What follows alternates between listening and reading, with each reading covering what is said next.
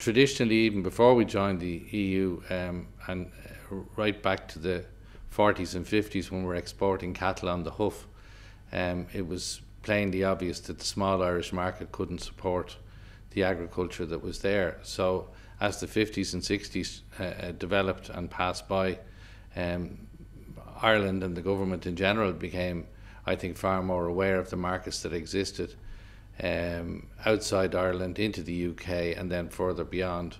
So in terms of developing scale businesses through the 70s and into the late 70s, when Queedy commenced, we were heavily influenced by the EU.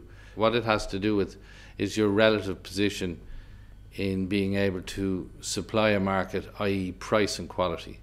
So if you look to the US has its own home-based market, its own supply base, its own natural attributes, which give it a particular set of price points for food products.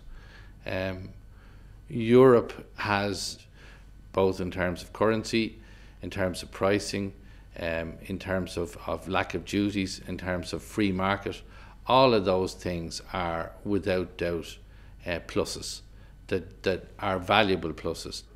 I think in the long term every business needs stability. I think Europe gives us that stability.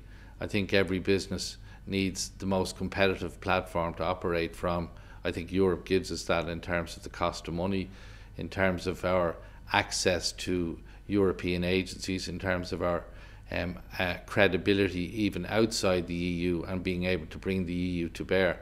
And last but not least, to be treated as a full member of the EU in terms of our periodic presidency of the EU, I think gives great credibility to everything that we do, not just to industry, but to what we are.